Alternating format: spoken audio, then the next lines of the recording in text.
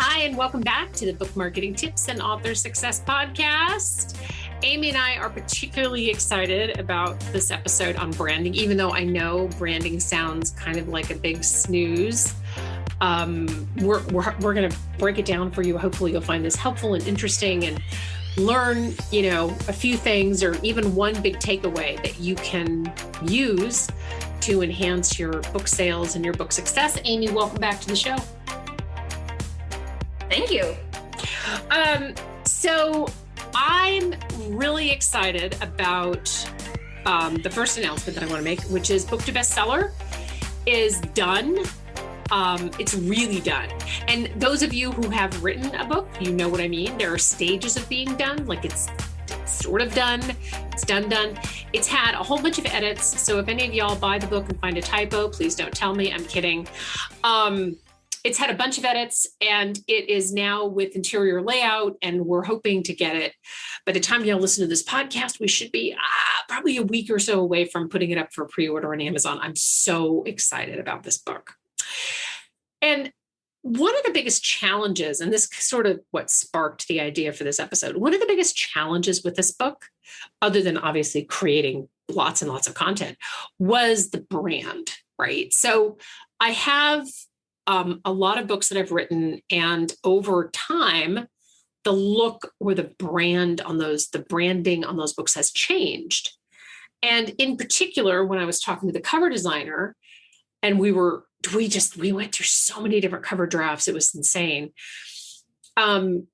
She finally came to me and she said, we should brand this book to How to Sell Books by the Truckload on Amazon, because it helps to sort of carry the theme of all of your marketing. So you've got Amazon taken care of, and now Book to Bestseller, in theory, covers the rest of it. And really, it got me thinking about what your brand as an author is saying about you right now, because it is saying something. And if you're not sure, or you say, well, Penny, I don't have one, that's why I'm listening to the show. Guess what? You absolutely do, because your brand is out there, whether you want it to be or not. And I think that this is such an important conversation to have, because a lot of authors, put it all out there, which is great, but it can also work against them. And when we talk about brand, and I want to really break this down, part of the reason why I was excited about the show is because branding is really so often misunderstood. But when we say, a brand is everything, it literally means everything, from the font that you use on your website, your book covers, the color scheme of your website, your author photo, all of it. But most of all, it's your tone. And the tone tells your readers how you want to be known. So in this episode, as I mentioned now a few times, we're going to break down the key components that you need for a good brand. And, I think it's important that we're clear that we know the term branding can sound really intimidating, because a lot of people, when they think of branding, they think of these big companies or big marketing firms putting together, spots for the Super Bowl. Right. But you really have to kind of shake that off and think of branding as kind of controlling the narrative surrounding you in your book, as Penny was saying, because it's everything, including colors and tone. And your branding will really help potential readers and even media, bloggers, things like that, understand you better. And the more tightened up and consistent it is, the easier it will be for people to accept you. The less you make them think about whether or not they resonate with what you're putting out there. So it's amazing how really small changes can make a really big impact. Yeah, no, that's absolutely true. And I think that, and I'm glad that you mentioned the Super Bowl, because I think that's a great analogy in terms of how often branding is misunderstood. So you can break this down. And first, and maybe the hardest, is where your book belongs in the marketplace.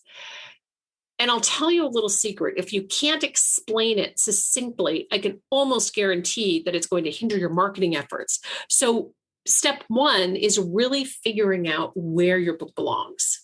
Absolutely. Because I can tell you in our experience, the books that weren't written with a particular genre or reader in mind always have a tougher road ahead. Mainly because, again, potential buyers have a harder time connecting to products, which books are in that, under that umbrella, if they have to think too hard about it. If that kind of instant connection isn't made, whether it's because they love your cover, because they love your title, maybe it's that opening line on your book description, but either way, if the book's concept is too complicated or unclear, it's really hard to regain that person's attention once you've lost it, or once, you know what I mean? If they've passed by on the first introduction to your book, it's so much harder to get them back. Yeah. And, the other thing to note is that we are, obviously, this is a book marketing podcast, so we're very specific to books, but this really applies to anything. And you would never see like some guy, coming up with a new type of, like, let's say granola bar or something, is going to slap 20 or 25 benefits on this one little granola bar, because then it's going to be really confusing. And one of the things that happens is that when an author is unfocused in their genre, or when they want to be everywhere and all things to all people, the thought process behind that, because we've seen it a lot, the thought process behind that is that if I appeal to a lot of different people, I'm going to sell more books, right? So going back to the guy with his, granola bar or energy bar, whatever you want to call it, the confused mind generally doesn't make a choice. That's so smart. I love that. I'm imagining somebody now promoting a granola bar to people that both love to work out and hate to work out. Right. Right. No, that's exactly it. Like, right. So, if you feel like, I'm just kind of like a slacker and I don't want to work out, get here's this granola bar. You can take this, you can eat this, and you will feel like you just had a massive workout.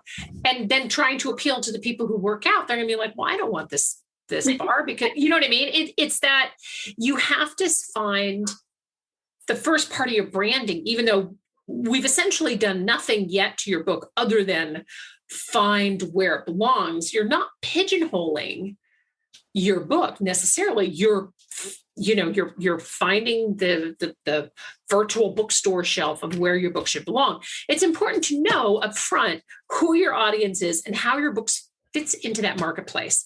And, not only that, but your book cover is also your brand. And I kind of led with that when I started to talk about the changes and the challenges with the book cover from book to bestseller. Don't take shortcuts with your book cover, because the biggest piece of your brand is a cover that resonates with the marketplace. And also nuances within that marketplace, right? So for example, if you've ever seen a romance novel, or maybe you're a romance author, you may not know that a man on the cover, fully clothed, shirt open, or no shirt at all, and in some racy pose, those are vastly different audiences. Literally the amount of buttons, this is kind of funny, right? The amount of buttons unbuttoned or buttoned instinctively tells the reader how much heat is in the book. That is just so great. I love that. I thought I lost you for a minute. But it's crazy, right? Absolutely. No, I love that example. When I was reading through your notes, I was like, oh my God, that's so perfect. But it's so true. Those tiny details absolutely matter. Yeah. And I think the differences, and I think what's so great about that example specifically as well, is that the people that are into those books 100% are tuned into those things. Mm-hmm. And that's the part that I think why sometimes it's so easy to get too close to your own work as the author. You kind of forget how those little cues really stand out to people that are diehards for your genre. Mm-hmm. Yeah, absolutely. Yeah, I think, it's, we get this a lot. I will say we're very honest when people come to us and start discussing a collaboration. So we do have the book cover conversation a lot. And I realize that it's easy to think like, the book is done, the hard part is over. And then we kind of hit them with this whole but branding's next, Yeah. And they're probably exhausted just hearing us talk about it, but it really can be the fun part. And again, making those connections with diehard readers and really hitting the nail on the head with that is actually I think it's very exciting. And authors should feel really jazzed and really motivated when they start figuring those things out and incorporating those small details into what their brand says about them and their work. It's very psychological, branding is. And just be careful. Another thing, again, going back to the readers, be careful not to get caught up in making everything about you specifically.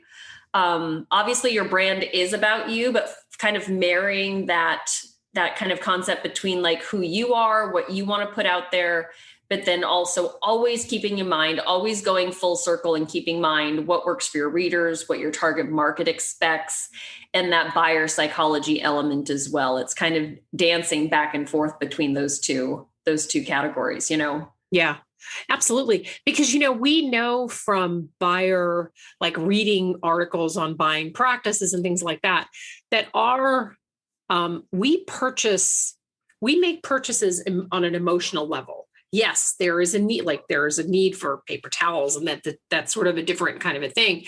But purchases are made on an emotional level, and your book cover is speaking to that emotion. So you want to make sure that you're tapping in. And here's a secret, and we'll move on from book covers after this, but here's a little secret about book cover design. You really do not want your book cover designer to have read your book from start to finish, because your customer, you want a book cover that's going to translate to your customer, because your customer has not read the book either, obviously. So you want to have, because I've talked to authors before who've said, I fired my book cover designer because they refused to read the book. And I said, well, I think that's fair. As a book cover designer, you design for an audience. You don't necessarily want to know all of the tiny, tiny details that are in this book, because it just confuses the cover. That's like a number of years ago, I was at a conference, which was an awesome conference, but shall remain nameless because I don't want to necessarily identify this author. But this author had self-designed his cover, and he had put, like, there was literally every element in the book. Like, I think there was some mountain, we'll just say it was Mount Everest. There was some politician in there. Let's just say it was George Washington. It was just George Washington. There was like a character, if there was somebody, like there was some World War II thing going on. There was like, there were literally, I want to say 15 different things going on with this cover. And that to me is, again, that goes back to the guy with the granola bar with 25 benefits to 25 different markets. The confused mind doesn't make a choice. And I think that, in order to know what you look like or how you show up, you have to know what your track looks like, right? So, and it's fair to say that brands do evolve, because my book covers and our brand, our website certainly has evolved over the years. We aren't the same brand that we were when we first started, thank goodness, because the first website, our very first website 20 odd years ago, I designed, which was awful. Please don't ever look it up online. Now I feel like people are like, I want to see what that website looks. It was horrible. Trust me when I say this. Matter of fact, I was interviewed one time for More Magazine, and I said the website looked like it had been designed by a dog after an all-night tequila bender or something. And they happened to think that was funny. I'm like, I didn't, but anyway, and then they published that. So, but it was truly, awful. So we've evolved. We've grown up, as it were. Right. And I think that, everything has to fall in line with your brand. So the colors, that seem most in line with your reader market, because you want to be consistent across all platforms. Like, find your signature color, and maybe, your website, especially if you're going to write multiple books, and you say to me, well, Penny, so my first book cover is red. Do I really want a red website? Probably not. But you want, it's just a matter of, like, my website doesn't look like anything like my books, but there is this consistency across everything that we do, right? So we have our logo, we have our consistent, and for fiction authors, you're probably not going to have a logo, but find your signature color. And certainly if you create an author logo, you can carry it through. If you don't have one, don't worry about it. You can always develop one later if you're so inclined. But certainly your website, and then, your author photo, maybe with what you're wearing. I've seen authors that do this sort of, kind of matchy with their website colors and things like that. And Amy will talk about that a little bit more, because I know she's, with all the Amazon book page evaluation she's done, she's seen a lot of this. But the key really is that you want your readers to know your brand. You don't want, your brand should look consistent. Like in one picture, if you've written a book about, let's say, if you've written a young adult book on wizardry, right? Then there's a certain kind of a feel that your website should have. Maybe it's magical. Maybe it just has kind of a different, maybe you have lots of scrolly font or something like that. Amy's a big fan of Harry Potter. I have not read, I'm sorry, Harry Potter. I can't believe I'm admitting this on the podcast. So she'll have more to say about that. But consistency, and it all matters throughout. And remember that everything is your resume. So everything that you put out there is at some point going to get, looked at and viewed and considered when buying your book. Absolutely. And to your point, Penny, about especially authors when they've written a lot of different books, or they've got a big backlist, and perhaps there's not a lot super consistent about their topics or anything like that. They just had a lot of, ideas. But one thing that we've discussed with them before is you can go through and do some minor updates to your covers, and something as simple as redoing them so you use the same font treatment on your author name. Yeah. Something that really actually stands out more than you could imagine when you're looking, when a shopper is looking at your author central page. And maybe you do cover a lot of different genres or topics, but if the font of your name on each book is the same, it's amazing how quickly that elevates the professionalism of your brand very easily. Yeah. You mentioned the author photo. We see a lot where people just quite literally crop a friend out of like a post, and it's like, you still see Gary's like shoulder in it. It's like, come on, people, like, let's. Oh my gosh. So, and so have a professional headshot taken, and professional doesn't have to mean boring and stuffy, because maybe that's definitely not your brand, depending on what you write. Penny, I love the picture that you have where you have a glass of wine and a stack of books. Yeah. You know what I mean? It was a well done photo. It's very flattering, but it's also not boring and stuffy. It's really fun, and it shows an element of your personality. And I think that's the key there, is that your photo should have personality while still being professional looking. And we've covered a lot of examples of different ways that you can kind of set yourself up for success in regards to the consistency in your brand and what you're putting out there.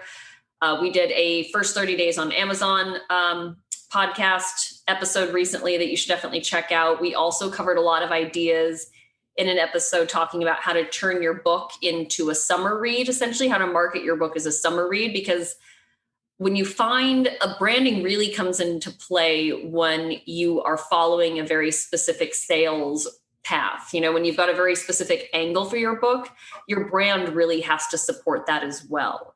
So that's something, again, a summer read is your brand has to speak to the people that really are looking for books to read by the pool. There's a lot of elements that come in here, but it really is quite simple. Again, the biggest, probably the best advice we could give is planning ahead for these kind of things.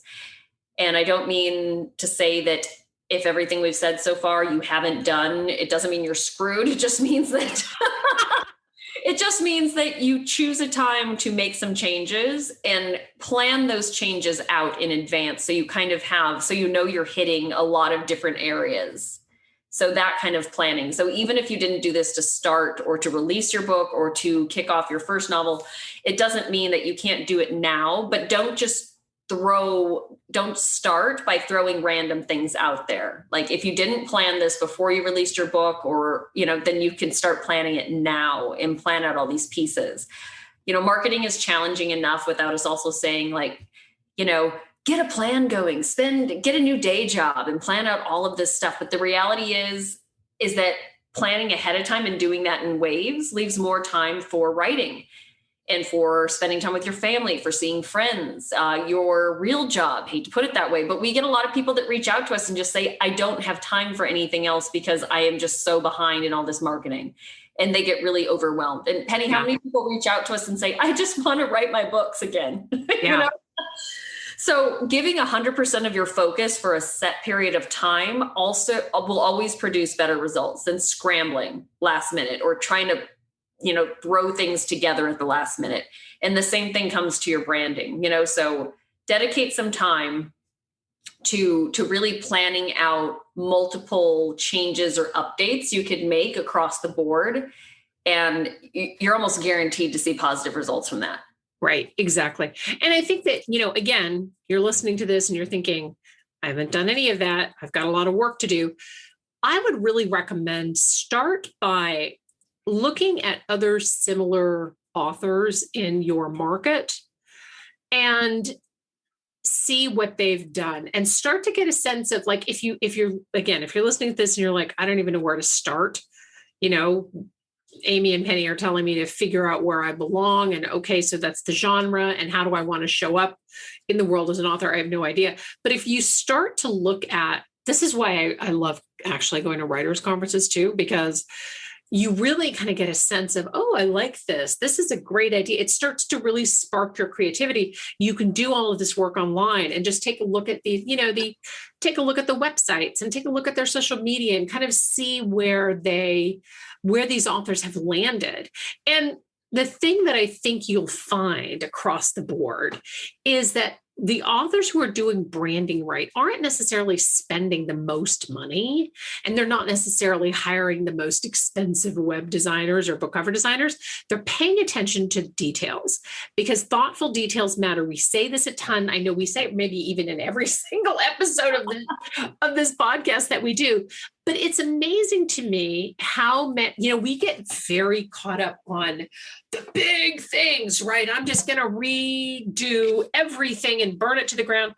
Don't burn it to the ground. There's got to be something, unless you're like the author that I mentioned who had 25 different things on his cover, which that was, that needed to be completely redone. But most of us just need to make, just need to make some modifications. And often I see books that had, somewhat of a launch, but the author didn't really want to invest a lot of their time in the first book because they had other more important titles they wanted to publish. So the first book comes sort of a throwaway title. And I hate to use that term, but it's just the truth. They didn't really invest the kind of time. Or maybe they published one book in a series and learned a ton and plan to implement it across future books. But guess what? That first book that you put out there that you either didn't pay enough attention to or made a bunch of mistakes with, it's going to keep following you around. So that's the opportunity for you to go in and maybe modify the cover or make the edits. If a lot of the comments are that you didn't, that the book wasn't edited, because believe it or not, even though editing isn't necessarily quote unquote branding, it all matters. But regardless of what you write, what genre, consistency is key. And that is absolutely with anything that you do. I totally agree.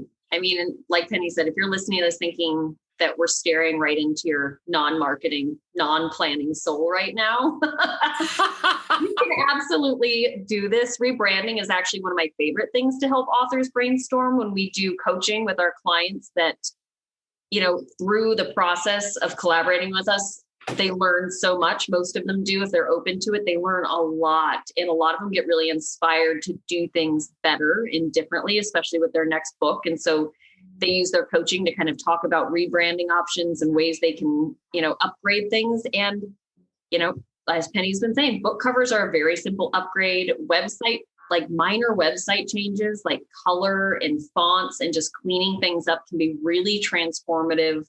And updates to your content on Amazon, those are absolutely free. Mm-hmm.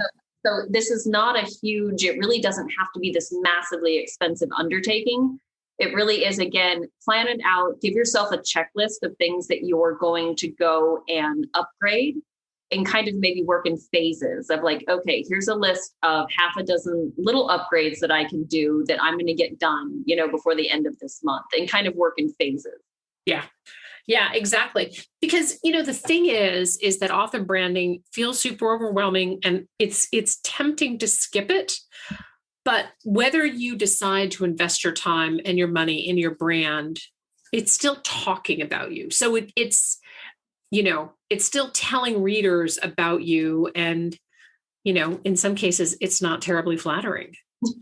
Absolutely. You get when your house is like tidied up and the chores are done, cleaning up your brand and planning ahead for your marketing efforts will kind of give you that same empowered feeling. Like you get, and Penny and I talk about this all the time. We do a lot of brainstorming for our programs, for the business, for things that we can be doing. And it's easy to get, to let those things fall to the wayside when just daily life happens and, things come into your inbox. But it really is, getting cleaned up, tidying things up, getting a plan. It's amazing how much more open and, it'll spark your imagination when you give yourself a guideline to follow.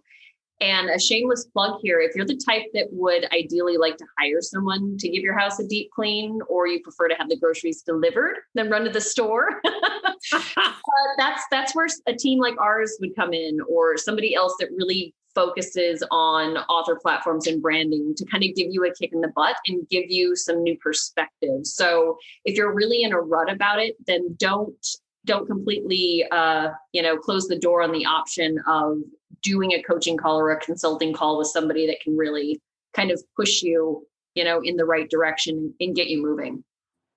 Yeah. And just, to Amy's point, and again, not to be all shameless plug all over the place, but the evaluations that Amy does, the one-off evaluations that Amy does for authors who say, I really want to do it all myself, but I need some direction or I'm lost, are great. I mean, these folks just they love they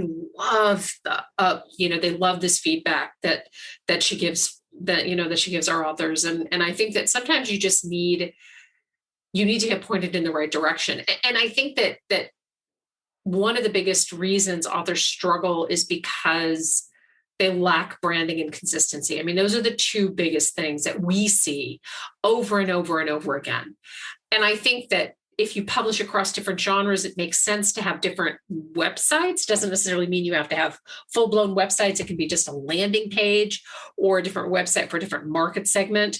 And I'm going to include some branding questions from Book to Bestseller, because I spent actually, I think, 2 chapters on branding in the book, because I felt that it was just not something. It was something, A, that was misunderstood, and B, that was more often than not overlooked. So I'm going to include a few of them in this podcast. And of course, the shameless plug again, if you want more, be sure to grab the book. We'll have all the details in the show notes in terms of when the book goes live, et cetera. But the first question I would say is, what's the promise to your reader, right? So the promise to your reader is reflective, not just in what's on your book cover, because that's the big, that's the big promise, but it's also reflective in everything else that you do in your social media and your website, blogging, if you're doing that. What makes you unique? And this is kind of a big thing, right? What makes you different? What makes you unique? And what are other authors in your genre doing, and what makes you different? Right. So start with those 3 questions, and it may take you a little bit of time to kind of work through them, but they're definitely worth asking. And like I said, we've got a whole bunch of, I put a whole bunch more branding questions in from Book to Bestseller, but these 3 questions are definitely a good start. I love that, Penny. And to your point as well, it may take a little bit to get going, but a lot of these questions really build off of each other too. So really just start filling it in, like start answering a few of them. And I guarantee you'll start noticing, it's like, oh, wait, okay. So I already started, I got the gears moving on this, and it'll be amazing how much easier the questions get to answer as you fill out more of the worksheet that's included with the book. So 100% do that, put in that time. And yeah, and Penny, you touched on this already, but my final addition was, to your point, pay attention to what other people are doing. Your brand, as you said, needs to be unique to you, but the way you communicate it to readers, there are methods that work and methods that don't. for successful communication. So successful authors have figured out ways to communicate effectively with the same people you're trying to sell books to as well. So authors that are doing well in your genre are doing something right. So do the recon, be sure to follow authors you're reading and, or that your readers are following and are already on board with and buying their books, and take notes on what they're doing and find creative, fun, interesting, unique ways to make the approach your own, if that makes sense. There's nothing wrong with getting inspiration from other people that are doing things right. Yeah, I think that's absolutely true.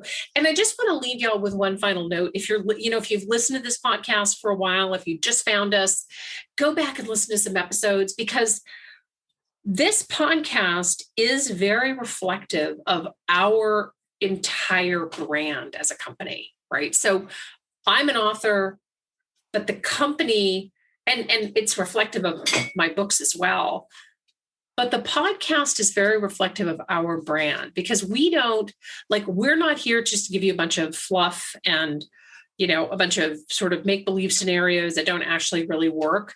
Amy and I were talking about this yesterday. We're very reality based in absolutely everything we do. And Amy typically has first contact with our authors, even as she's, emailing our potential authors who want to work with us.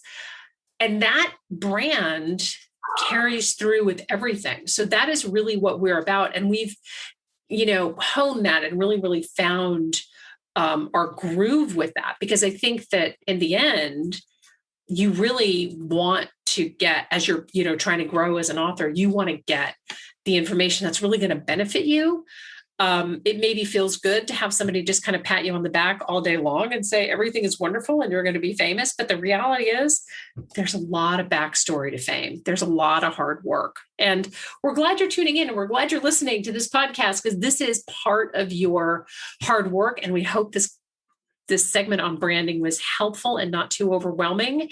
This is Penny Sansevieri and the awesome Amy Cornell. I was talking to somebody on the phone the other day, and she said, "Isn't Amy going to be on the call with me? I really like listening to both of you at the same time." I'm like, "Oh, here we go. Now Amy's going to start doing calls." Oh my God, not in my worst. I'll stop there. I'm on the phone all day long with authors, and many of them do ask, I know, Amy, just so you know. So they're like, "Where's?" Y'all knew how much it took Penny to get me to do this in the first place. You would laugh at this as well. And she's so good at it. So, and by the way, we appreciate your reviews wherever you listen to podcasts. Please send us reviews. Please review the podcast. Let us know. You can reach us. The contact information is in the show notes. You can reach us to give us your feedback or show ideas, which we always appreciate.